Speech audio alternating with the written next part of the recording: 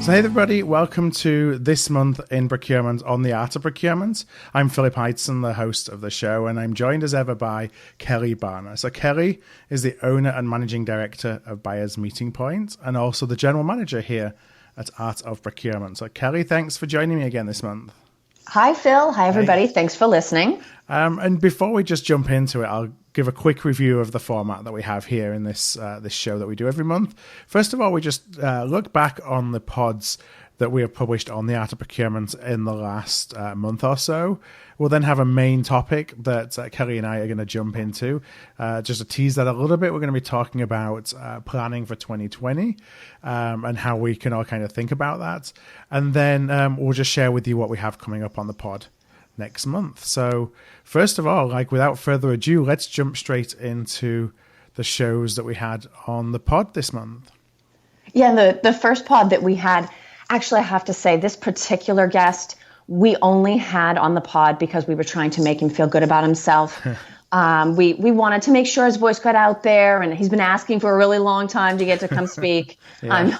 I'm teasing, Phil. You were a primary guest for the first pod that we had this month. Yeah, it's one of those things where I used to do this a lot. You know, in the first year of doing the podcast, I would have a Friday show where it's like a 10 to 15 minute show every single week that complemented the main show. And it took so long to do those things that, I ramped it back a little bit, but I still always enjoy the opportunity to talk about, some of the experiences and some of the insights and what I'm seeing, as I'm on the ground, helping a lot of folks with their own procurement transformations.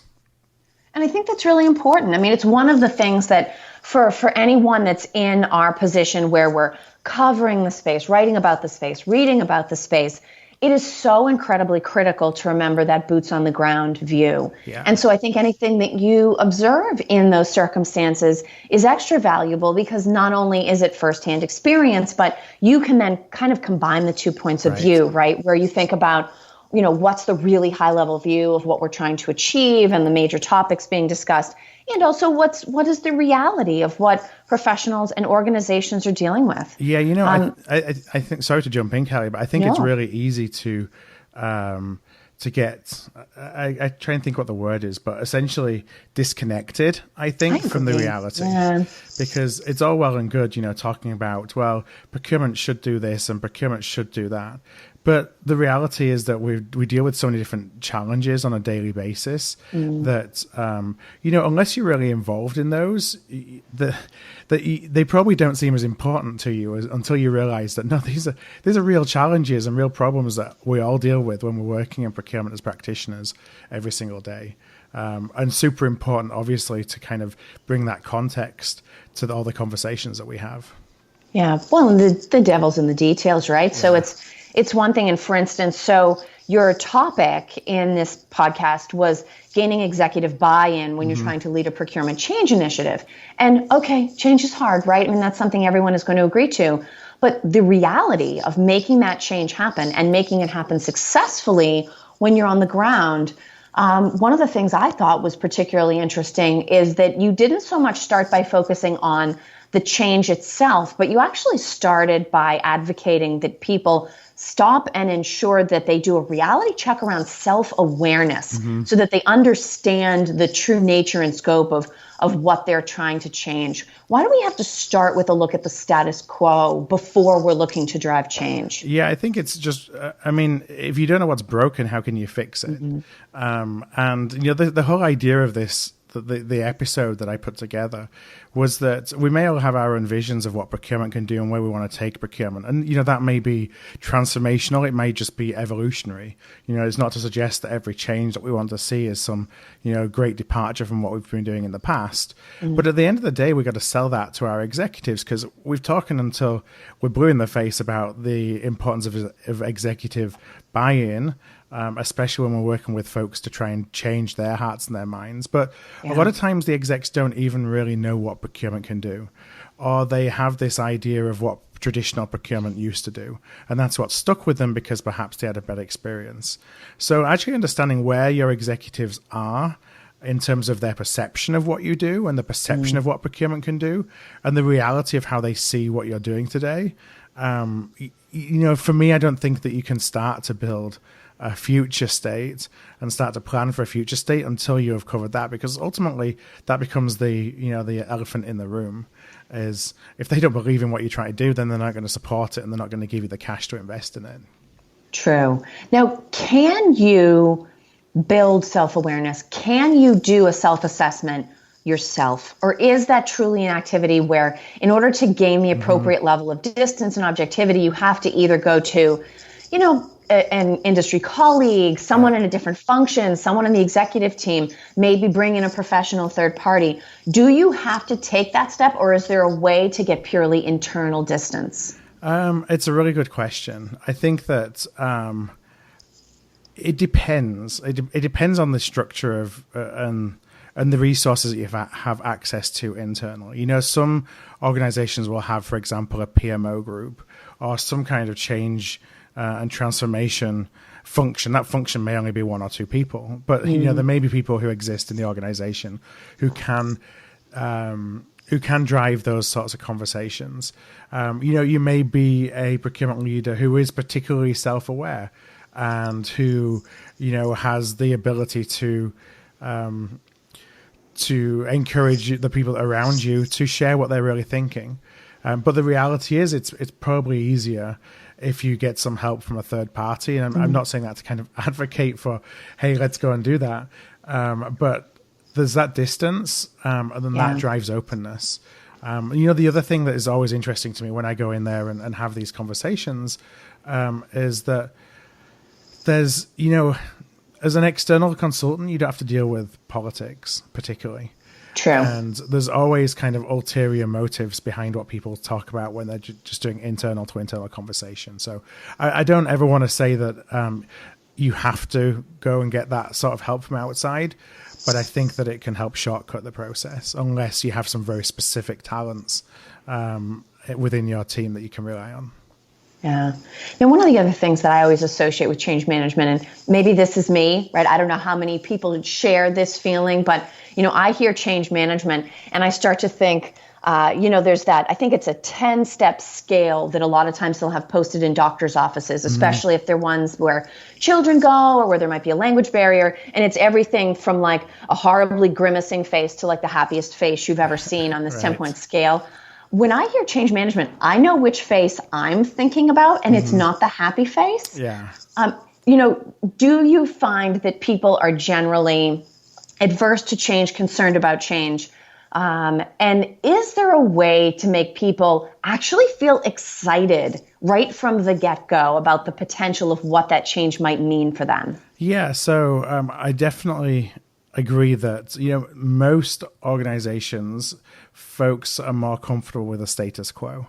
Now, where I've seen it goes back to selling that art of the possible, and where I've seen teams who really embrace what the future can look like, that's because you've painted a picture of what it can be. And you're not making it about the fact that they have failed. That's something that I see too often is when you talk transformation. I know I've talked about this on the show before. It's like it's positioned as everything that was done before and all the people who did it before were bad. Yeah. And therefore everything has to change, and that includes bringing in a bunch of new people. Well, the reality is that there's so many factors that go into why a team were not performing the way that you potentially wanted them to, that goes way beyond the talent of the team. So, when you ensure that they know they're part of, that there's an opportunity for them to be part of the future. The reality is that when you go through this process, there may be people who just don't stand up to the plate, and that happens. And that's not a bad thing either. But you want to give everyone the opportunity. So selling them on what the future can look like, I think, is a really good way of inspiring people to want, or those who want to change will be inspired to change. And of course, some won't make it along the way. But that's kind of how I've always approached it. And then, of course, the next thing that I think becomes difficult is, how many of these change management initiatives kick off to great fanfare and then just sort of like fizzle. There does have to be a certain amount of formality around planning, but then also what, in fact, are the shifts or the results that this change is expected to deliver, something measurable. I mean, in procurement, we're never going to be that far from things that can be measured. Right. What kind of planning is required to make sure that not only does the change carry all the way through and people don't just get tired and go back to the way they were doing it, but then also to say, we've put this many man hours or we shifted this many processes, but look at what we've delivered. It's not just different. We're being very specific. What have we delivered as a result of this? Yeah, what I would say to that is that transformation or change or evolution or whatever it is, it never stops. And so it actually shouldn't necessarily be considered something with a start and an end. It should be more of a continuous improvement. And on that continuous improvement journey, then there'll be times in that journey where the change is perhaps more acute than at other times. But the moment that you stop and say, okay, I mean, I'll go back to your original question. It requires a lot of planning. It needs to be coordinated. You can't just sit down and expect change to happen. But don't just get to a point in time on your timing plan and say, okay, we've achieved everything we wanted to achieve. Now it's business as usual. Because I don't really think there is such a thing as business as usual. Because then, everybody kind of will get back into their old habits and old routines if you don't continue to drive and inspire and motivate and challenge and measure and all those things related to keeping it sustainable. So what it really comes down to is you have to own the change. Yeah, I think so. The challenge is, when people talk about the fact that there's constant change, it's typically because you go through a change journey and then you stop. And then a couple of years later, you're perhaps not kind of where you wanted to be, or things, the business around you have changed and you haven't changed. And all the different factors that came into the fact that you wanted to do a transformation in the first place become present again. And so then you do another transformation. And it's this cycle, and you see it all the time. It's like a 3-year cycle of change, getting to this, back to the status quo of whatever the new change is, and then you need to change again in another year. So I would stop thinking about it as something with a beginning and an end and just a continuous improvement. Yeah. And one of the things I think about, and I imagine back to all of the big companies that I worked for, it's much easier these days. I know everybody that I work with very well. But when you work in a large company, you had talked about maybe there's a small kind of task force or team that's been tagged, to work on these kinds of projects. Or maybe there's just somebody internally that has extensive project management experience or change management experience. Companies don't do a great job of allowing us to discover and leverage that internal knowledge, do they? No. And, that's where often you find external third parties brought in, because, they want to change quickly, and it's kind of this risk aversion. Because if they bring in somebody from the outside, one who has the very specific specialist skills that they're looking for, there is the ability to hit the ground running with that, as opposed to perhaps putting that trust in one of their team members who they may not know, who may not have had the opportunity to demonstrate those skills in the past. But then there's always someone to blame if it goes wrong. And it's much easier to blame somebody on the outside. This goes back all the way to something that stuck in my mind from Rory Sutherland. I think it was back like 160 or 70 was the episode number, talking about risk aversion and how, people often make decisions based on mitigating and minimizing their risk as opposed to maximizing their opportunity. And using a third party is always a way to minimize the personal risk of something going wrong. And that, in fact, it's funny. It's one of those things where we're fighting nature, right? We're not really hardwired to embrace opportunities quite so much as we are hardwired to minimize risk. Right. No, that's for sure. And it's completely understandable, but that's ultimately what ends up happening. Yeah. Now, I think maybe the final thing that's interesting, and this actually carries us over nicely as we start to look at a special series that we ran this month. One of the things that sounds like it's important with a change initiative is kind of hitting the gas really quick and delivering something small but meaningful very quickly. What kinds of things would you deliver on, a very short timeline, but that are substantial and meaningful enough to help people realize, okay, it is worth getting behind this. This is a legitimate initiative. So I'm going to answer it again by saying it depends. And this is there certainly is no such thing as a one size fits all approach. And the reason I say it depends is because it really ties back to when you do your self-awareness, and when you and this kind of second element that I recommend after a self-awareness is then understanding in detail the business challenges and opportunities, like a needs requirement. So you look at the self-awareness, which is what was the perception of procurement before. You look at what the business needs. Well, what are the tasks or what are the actions that you can take, and what are the results that you can deliver, which quickly speak to the fact that this time is different?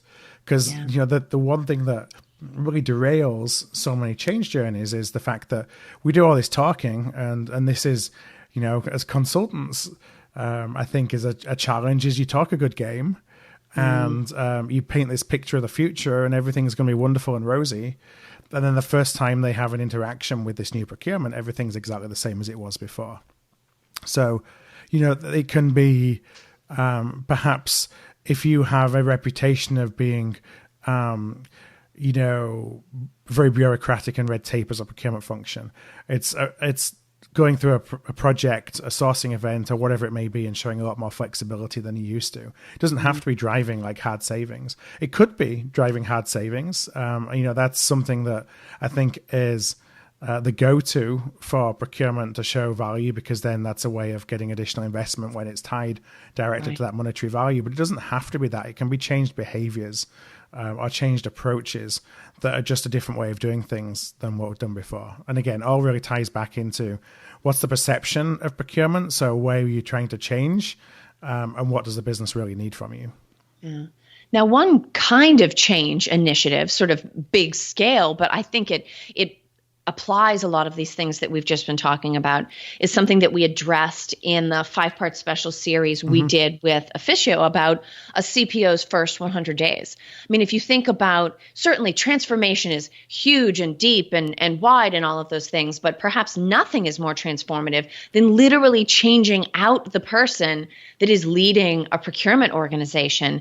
And so we spoke to 5 members of their team and got fantastic input on completely different points of what are the things that you really need to consider and make an impact on during those first 100 days. And in fact, delivering quick win savings was one of those. Yeah, and I want to. I really enjoyed that series. I did too. I want to thank Efficio as well for supporting us in putting the series together. It was something that we did for the first time really on the show, and talking about quick wins, like jumping into that. The interesting thing of that was I talked about savings as being a quick win.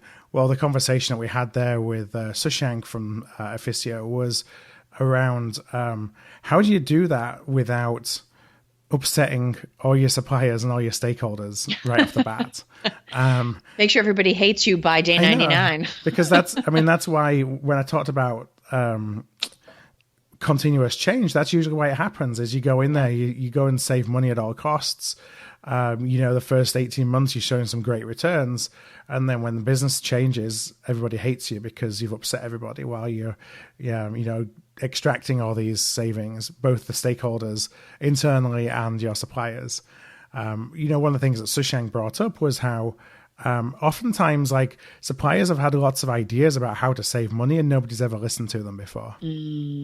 So just listening, there's so many areas of potential collaboration to drive down cost and drive down price, but it doesn't mean necessarily driving down the margins of your partners. It's working together to find ways where maybe some things are overspecified, or maybe metrics are, you just got too high requirements from a metrics perspective, which is driving up their cost to serve. And there can be some really easy things that help reduce cost quickly without just going and beating up all your suppliers. Right. Well, and I would also think so if this were me, right, if I was taking this advice and I was, day 7 of my first 100, I think one of the other things I would be concerned about is it is so hard for procurement to escape this image that we're just a savings factory, right? And on the one hand, everybody says, oh, procurement only cares about savings. But on the other hand, the only number they ever pay any attention to that we share is the savings number. Right. So they kind of reinforce it and judge it at the same time. Is there a concern that if you emphasize, even just quick win savings in a first 100 days, that you're creating a future branding problem for yourself? I think so. It comes down to a balanced scorecard in my mind. So, as a new CPO, obviously one of the first things you'll be doing is understanding what's important to the business, and building your scorecard based on what's important to the business, of which savings no doubt is one of those things. But that's the best time for you to be able to talk about non-savings value levers, because you're basically setting the scene for the next 2 or 3 years.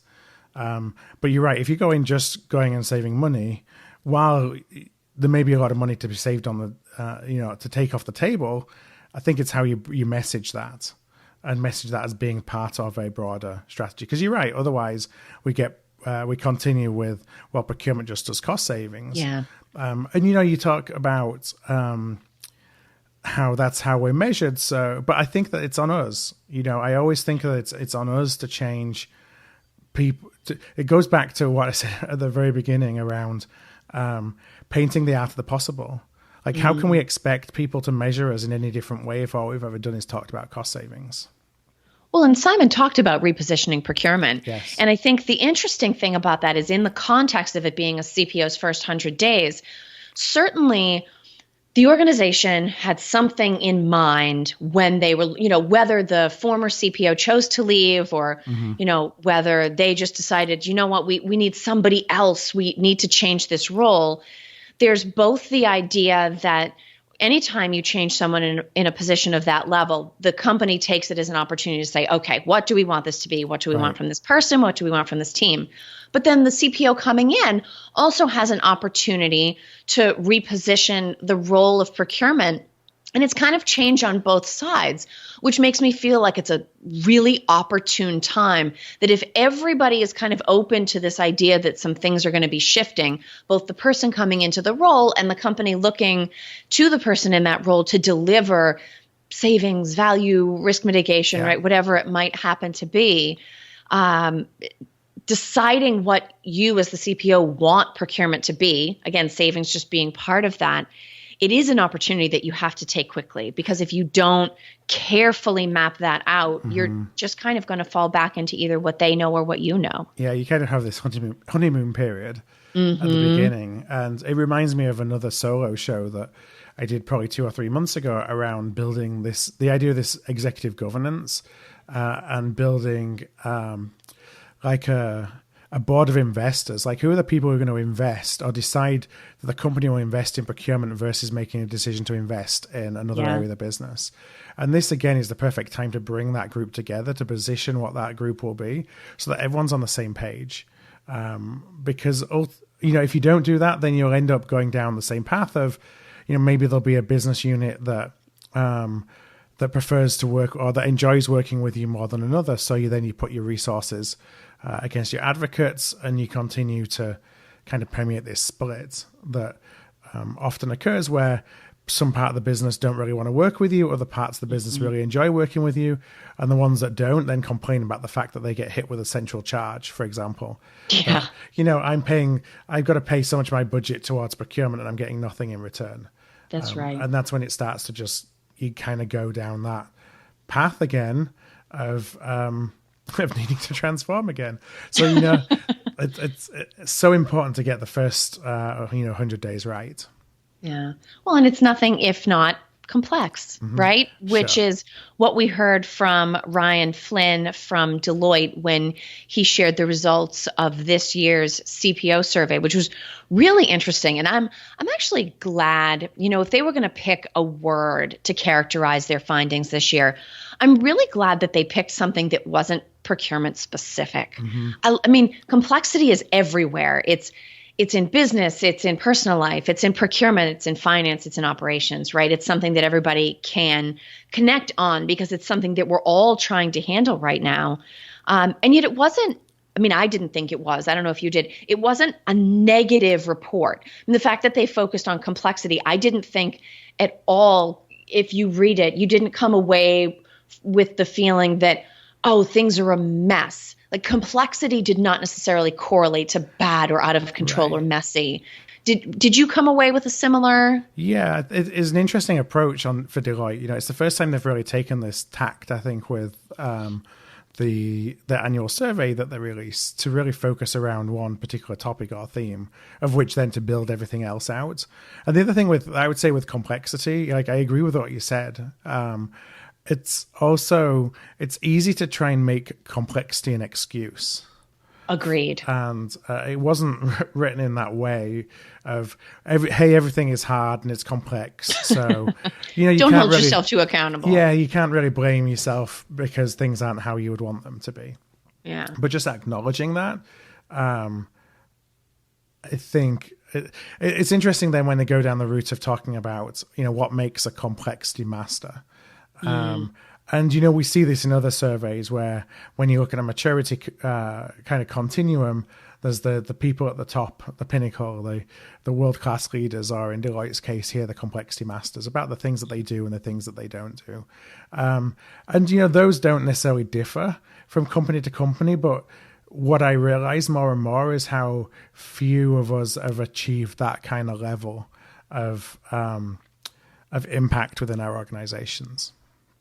No, totally agree. And an awful lot of it has to do with mindset, right? How do you, when faced with complexity, what's sort of your gut response? Is your gut response to entrench and protect what you're doing? Or is your response to okay, let's first make sure everything's stable. And then let's step back. Okay, so this has happened. What can we make of it? Yeah. And I think it's just like we talked about the fact that our nature programs us to be more a risk-averse than opportunistic. I think it's very much the same in the face of complexity. Very few of us see complex situations, say, "Oh, now's the time to experiment with something we've never tried before." Right? So I think in a lot of cases, it's probably you need someone with the right level of influence and the right mindset and the willingness to take that leap, and has the team to back them. That's sort of a very special sauce that you're only going to find in so many companies. Yeah, it's interesting when you look, from a holistic level of these surveys, like the Deloitte survey. Here we are in 2019. 60 days away from 2020, and we're still talking about a lot of the things that we were talking about. If you go back to 2009, what's 2020 going to look like? Well, we're probably saying the same things as we're saying today that 2030 is going to look like. And I know that I've talked about that before, but it's also an interesting time to kind of reflect on that, because I asked Ryan in the pod, you've been doing the report, the Deloitte CPO report. I think it was its 8th iteration. Are we moving in the right direction? And I think he put on a kind of a good face to say, yes, we are. And I don't doubt that, from what I see, but are we doing it at scale? I'm not so sure. Yeah.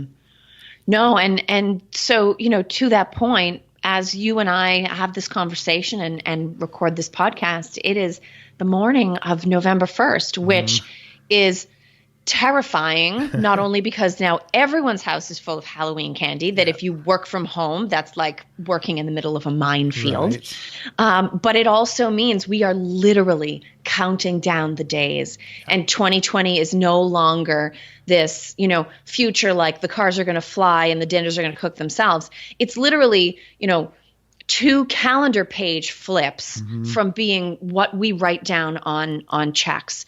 And so as busy as things are, and as much as we're all rushing to do whatever we can in those 60 days, we have to carve out time to figure out, okay, are we going to be ready on January 1st to make the most of next year? Yeah. And it's something that, you and I have certainly already talked about doing, and that we're going to practice what we preach, and absolutely make that investment at Art of Procurement. Yeah, and so we have our offsite, our AOP offsite coming up in a couple of weeks to really think about what 2020 looks like, the goals that we have, how we want to continue to deliver value to the procurement community, how do we want to do that in different ways. And, as we're doing that at an organizational level, I think at a personal level, this is always a great opportunity as well for us as professionals to kind of take the same stock. Because I'm not sure if I really ever used to do that so much. when I was on the practitioner side, probably because I never had the time. Now it's only now I realize the importance of creating that time. To really like what do I want to be known for in 2020? What are the things I need to do? How do I need to plan it out? Because before you know it, it's going to be the end of the first quarter. No, it absolutely is. And the funny thing is, as much as that's a very logical statement to make, I think there's two pieces in what you just said that it's actually really important to pull apart. So the first one is, what do I want to be known for, right? And what do I want to get done? Yeah. Because it would seem like if you do a good job getting done the things that you want to get done, then that's what you'd be known for. But in reality, that is not how it works. They're sort of two completely separate efforts that have to be linked consciously and purposefully, just like any of the change planning that we've talked about. But you can't assume that, oh, if your messaging is right, then they will come. Or if we do a really good job consistently in the same areas, people will know us for those things and the phone will be ringing off the hook. Right. You have to both do the work and get the word out there in the right way, remaining authentic and delivering a good product. But really have a plan to make it all come together. Yeah, and I think for us, when I speak personally, I think it's bringing more clarity to the things that we do. When I try and take that step back and have a think about the self-awareness from our procurement perspective, like what do we do and how in which areas do we focus and how do we pull kind of all the things that we know into a single kind of the message and the story. And that's the same for all procurement groups. Like it's got to be tied to, because ultimately as a procurement function, you are selling your services to the rest of the business. And, you may be in a manufacturing firm where you're in direct procurement and you have a strong mandate where people get fired if they don't use procurement. But even then, it's still your success is based on relationship. And for the 95% of the rest of us, we're in a service business. Yes. And the same things that apply to us in trying to find our message and find our focus apply to anybody who's trying to set their procurement group up for success next year. And as much as, again, you're trying to either literally sell your services, in our case, or if you're internal, you're trying to make people aware of the services that are available to them. But you're also really promoting yourself, right? When you're in a knowledge economy, when you're in a services economy, research and development, if we can pull that over from manufacturing, it becomes an investment in you. And it's more than just personal branding, because you go back to that.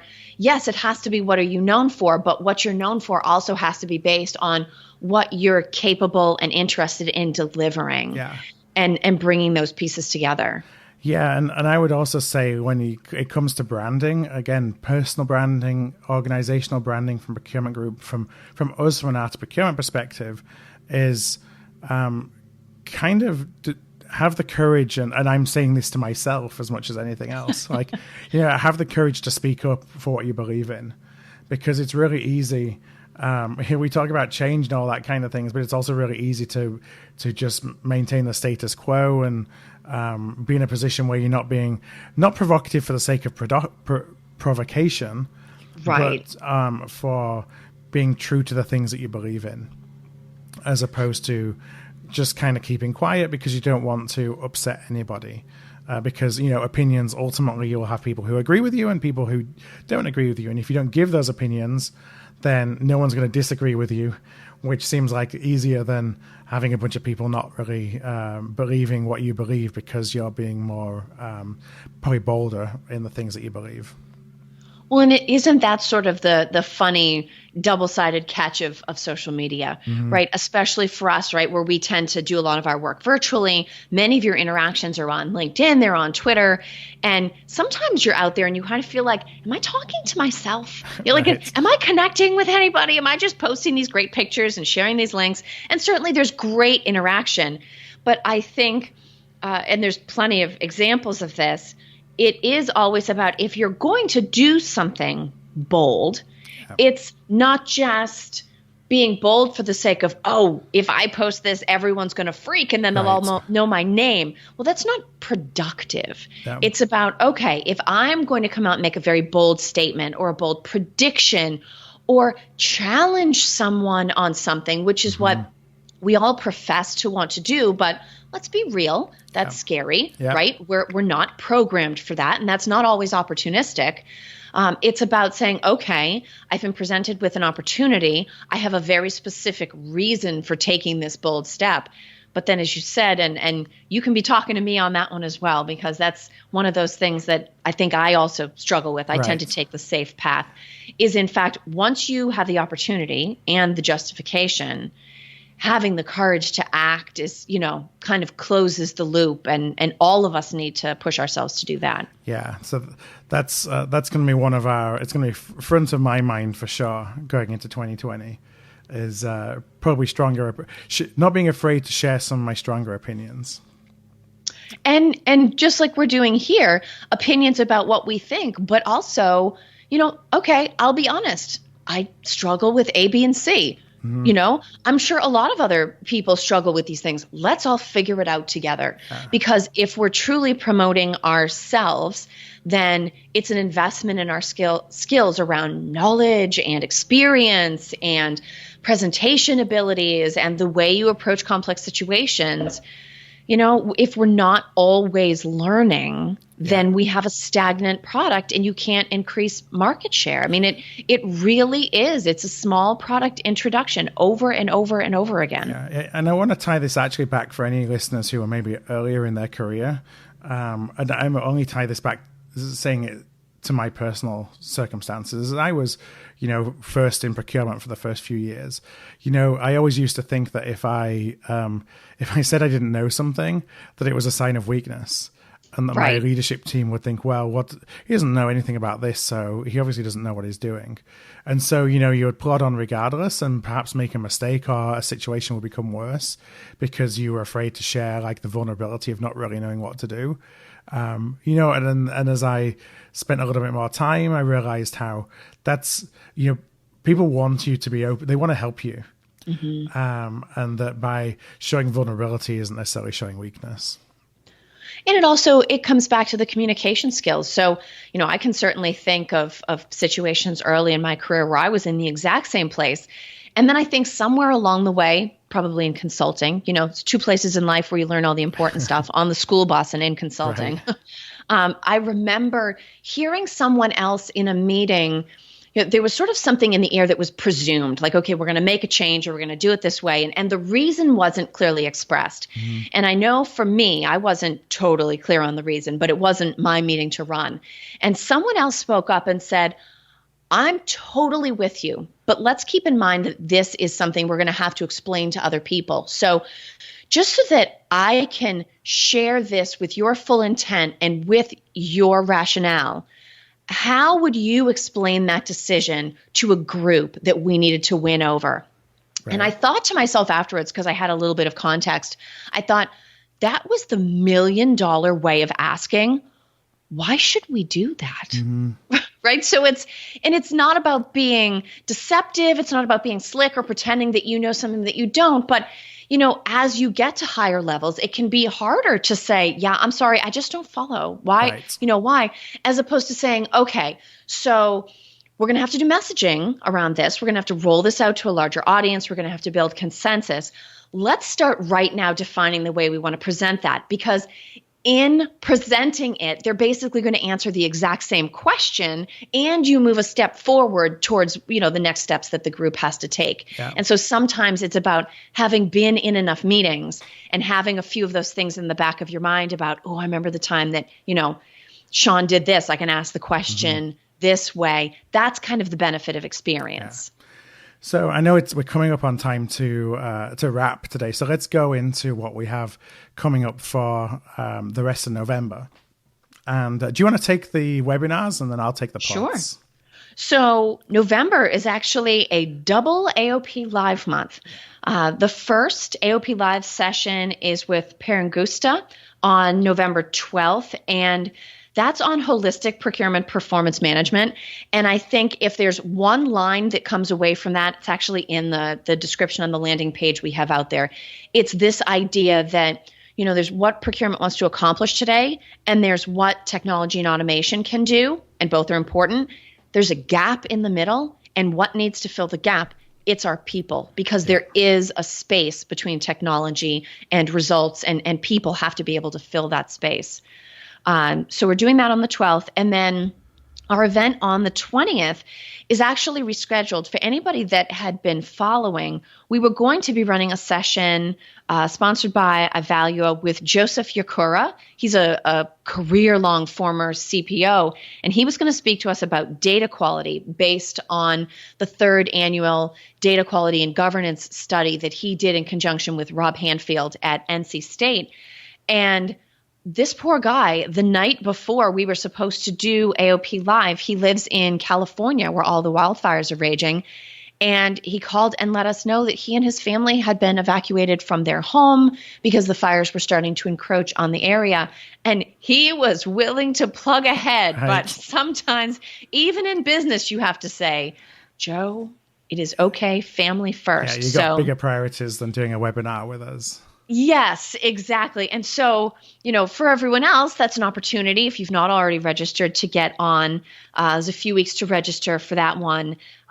Really fantastic early looks. The report is not out as of this recording, but we have some really interesting early looks at not only the importance of data quality, but the business challenges associated with its absence. So we have 2 live events there this month that people can sign up for. Yeah, and I will add the links to the show notes page for today's episode, so you can go and look at those events directly, register for those events directly. So the show notes for this week are going to be at artofprocurement.com/episode 281. That's episode 281. And there'll be links to both those AOP Live sessions at the show notes.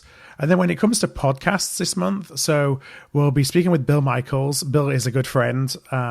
He's an informal advisor of Art of Procurement. He's also the Vice President of Operations for North America for SIPS. And I'm going to be talking with Bill about an update on tariffs. We had Bill on the show about a year ago when the US tariffs were starting, the policies around tariffs were starting to be put into place. So we're going to have an update on that. And we're also going to talk about how procurement leaders can begin to prepare for the next recession. And the next recession, who knows when it's going to happen? I think if we're all betting, if we could all bet on when it was going to happen, we'd all be rich. Especially if we were right. Yeah, right. That's what I mean. So I don't know when it's going to happen, but I think it's time to at least start thinking when it comes to a business cycle, what are some of the things we can do to prepare ourselves? So that's what Bill and I are going to be chatting about in that one. And then we have another podcast, which is going to be with David Ray, who is now Chief Product Officer of Procurement Leaders, and Jerry Craven, who is a Principal Analyst at Procurement Leaders. We're going to be talking about expanding procurement's value levers and also the findings. And it kind of ties in with the findings from their 2020 CPO planning survey. Then we're going to do a show the week of Thanksgiving. We'll still be here Thanksgiving. What that's going to look like, we're just trying to figure it out at the moment, but we will still be here Thanksgiving week. So with that, Kelly, I just want to thank you again for joining me on This Month in Procurement. It's always a pleasure. Thanks, Phil. And we'll be back doing the same next month. Hopefully my voice will have returned. It's better today than it was when we originally were going to record a couple of days ago. It is. That's true. But with all that being said, I just want to thank you all for listening in. If you have any questions or comments, please feel free to reach out to us. We're always open to receiving anything that you've got to share with us about the show, about things that you would like to hear from us, about guests that you would like us to consider, whatever it may be. You can do that by going to artofprocurement.com/contact. There's a contact form in there, or just on any of our social media channels like LinkedIn and Twitter, wherever you see us. And just one final thing, just as a reminder, if you would be interested in looking up those 2 AOP Live sessions that we have later in November, artofprocurement.com/episode 281 is the place to go. So with all that being said, I hope you enjoy the rest of your week, and we'll be back again and talk to you soon. Hi there, I want to thank you for tuning in to today's podcast. You can check out all of our back catalogue at artofprocurement.com/podcast, where you can also subscribe to our newsletter to make sure that you never miss an episode. And if you found value in today's show, I'd love if you would tell a peer, or perhaps go and rate and review by going to artofprocurement.com/review. Word of mouth really is the best way to help the podcast grow, and if you're able to do either one of those things, I would truly appreciate it.